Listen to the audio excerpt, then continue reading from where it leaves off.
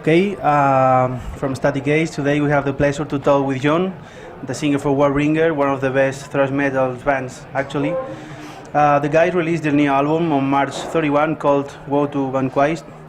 So with the new album, they are on tour with Havoc in Europe, and we have the opportunity to talk with him on Barcelona. What up, John? How are you? Hey, I'm doing great. Pleasure to be back in Barcelona. First time in about 4 years in Europe altogether, and looking forward to the show tonight. Let's talk about first the new album. This is your fifth studio album with Warbringer. I want to know what this cover and why Woe to Vanquish the name of this album. Well, the cover is from a photo that's a real thing, and if you open the CD, you'll see it. It's a monument from the end of the First World War in New York City, and what the monument is 12,000 German spiked helmets all piled in a pyramid. So it's not skulls, but it might as well be. And the thing about it that's kind of interesting is it has a lot of in the photograph, the historical one, let alone the record cover, it has a lot of fascist kind of imagery to it. But it's not from Germany or Italy or anything like this in the 30s. It's from America. And I think that's interesting, you know, this idea that this kind of evil mindset can take root anywhere. And the idea that it's 12,000 helmets, you know, 12,000 dead men, basically, and you're celebrating it. It's called a victory monument. So that's where the cover comes from. And the title is from ancient Roman history, and I wrote the story down. You can look up the words Ve Victus as they are on the record, and you'll see what the story is. But in short, Woe to the Vanquished means, and it's spoken in this ironic tone, so it means that the winner takes everything and the loser gets nothing. Whatever the winner wants, they get, because what's the loser gonna do about it, you know? Yeah. How was the recording process, and what you can say about it? Is it difficult or easier? Easy, fortunately. Well, easier. The record that we're recording is some difficult, fast, extreme music, but we have the musicians that can do it right now, and everyone had a singular purpose in mind, and so it made it easy because everyone just had the same idea, was on the same page, and we knew what the standard was, and we just kept working till we got it.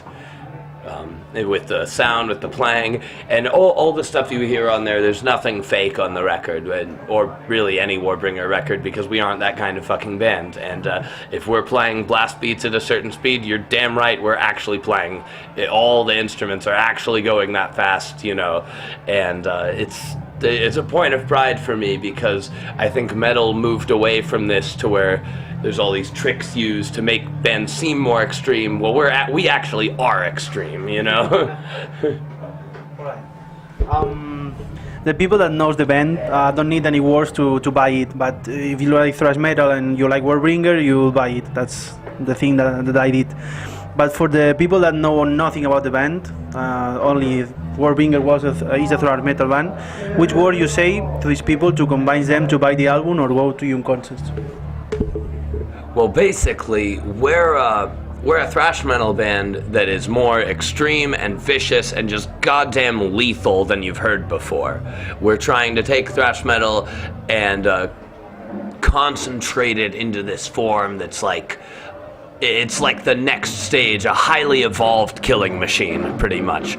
And we want to do this in a way that also is very extreme, but also very musical, also has songs, but not in the sense that anything is soft. Everything is just vicious and malicious and evil, and we take from extreme metal like Black and Death, as well as heavy metal, and I also like to think that I don't sound like any other vocalist you've heard, and I think all this together creates the Warbringer sound, and it's strongest on this record, and especially if you get to the end of the record, you'll hear things that you've never heard a thrash metal band do. We are not interested in only playing by the book. We want to write the book. Right. This is the first album for some guys on the band, actually. What you can say about them? I mean, we saw some YouTube videos and they're awesome on the stage, but how was the work recording with the guys? Well, the new members on this record are Chase Becker and Jesse Sanchez. I'll start with Jesse. Jesse's got a really thundering bass tone. He really plays to just keep the low end and be the rhythm section, but then some really cool parts like in Silhouettes and Guns Fell Silent where the bass can take the highlight. And Chase Becker is just a fucking shredder, and he writes solos that are fast and technical, but also melodic, and and also rocking. And so he's just a kind of lead player of a caliber we haven't had yet. And you can hear the guitar trade-offs between him and Adam on the record are just awesome. I think I love the work that they did. Right. 4 years from your last album. Why you wait all this time to record a new album? Maybe you want to focus on live shows? Oh, well, actually, the band fell apart completely after the last record, and I had to rebuild it twice, and it was a lengthy struggle of great personal sacrifice. But now it is done, and that's why you see the new record, and that's why we're back in Europe. It's also been that time period since we have been here in Barcelona, and that is why. Right. What do you think when you're on the stage and see the people doing crazy things? I mean, for me it's difficult to see a mosh pit and stay quiet, you know. I know that's not the same for you because you are the singer and you have to finish the concert. But you never think to make some mosh pit with the crowd? I make mosh pits happen every goddamn night if I can. And when I'm on stage, it's funny because I don't think. It's very strange. I barely remember what I'm doing when I'm on stage, but it's something that at this point I'm very used to. Warbringer has played over 1,000 concerts. I've been there at every single one, and it's something I really like and really enjoy, and I like to definitely when the crowd is enjoying the show, whether just singing along, raising their fist, moshing, cheering, all of this, it just charges me up and gives me this energy where if I were just running and it wasn't a concert, I wouldn't be able to put that much energy to it. Yeah. But on stage, it makes me go further, I guess, and it feels really good. And when it's all over, I barely remember it, but I'll know if it was good or not. If you can go on tour with any band you choose, which band you will choose? Well, hell, we're on a really great tour right now with Havoc, Ex Mortis, and Gorod, and that's pretty up there. I think Havoc and Ex Mortis are old friends of ours, and Havoc is a really good example of another take on how thrash metal can move forward in the 21st century. But I guess it would be great to tour with Iron Maiden. Let's throw that out there. Why not? Can you see 3 bands or 3 musicians that brought you to this music world? That brought me into music? Yeah.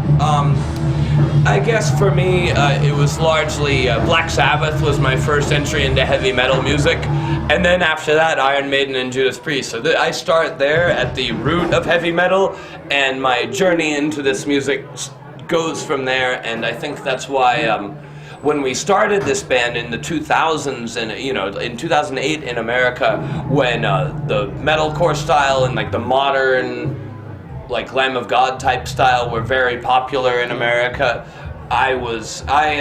we were rooted in an older sound, and I think that's why you get the type of music you do from us, is because of our roots in old rock and roll and old heavy metal.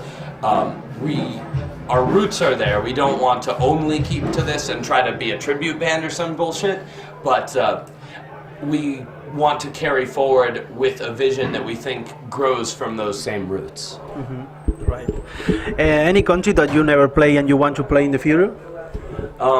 Russia actually is my answer, because I study history a lot, and Russian history is pretty interesting. There's a lot of really sad and brutal stuff, and some very interesting like architecture and stuff I've never seen, and just I've been to many parts of the world as well. I've also I've never been to India, and that one's on my list as well, and Norway as well.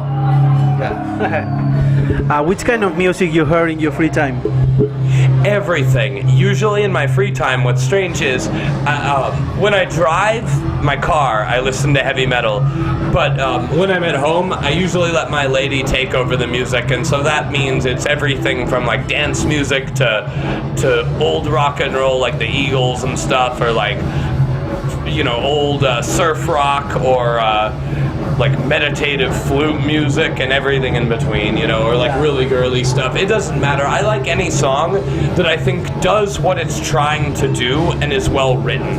When songs are trying instead to just be a marketing tool or be a commercial, basically, a commercial without the branded, which I feel a lot of modern music is, that's when I go like... The last time that I had the opportunity to hear your music was on Matas on Barcelona with I the Dirt on 2030. Why you wait all this time to return here, and what you will see, what you play this night on difference till the last time? Well, I explained last time that the band was falling apart the last time we were here, and last time I was here, we had a fill-in lineup with only me and Adam from the actual band. Yeah, the drummer of Vector, I think. Yes, and so this time we should be way the hell better, basically, and we took so long to return because that's how long it took to create the band again. Yeah. And to conclude it, I want to know how many things you think about you have to do in the music world before you finish on it. I mean, which kind of things give you this music world to your person, from the beginning to right now? You can say positive or negative things. Let's see. Oh, how many things do I have left to do? I want the band to be a successful, strong headliner that can really do a few tours around as this. We aren't quite there yet. The falling apart of the band after the last record really hurt us, so that's why we're doing double time right now, and we're trying to just make the best music, the best concert, and the most vicious show you've ever fucking seen, honestly. And in the hopes that people will see it and be like, that's the heavy metal that's been missing, and all we can do is get up there and sweat and bleed and play really fucking fast, All right. And what's next for Warbringer? A lot more shows. We'll be back in Spain in July, Resurrection Fest. Yeah. So that's the next thing here in this part of the world. Yeah. And we hope to see you guys there. Now is your turn. Do you want to add something at the end of the interview and say some words to your world fans? Well, thank you so much for supporting. You guys are really the best. It's an honor and a pleasure to play heavy metal for you dudes, and thank you. We'll see you out there, and when you come to the show, get ready for some violence. See you out there. All right. Thank you so much, John, for your time, and from Static Cage, we are so happy to talk with you, and for sure we are in there this night to enjoy with the band. Thank you so much. Thank you. Thank you, buddy.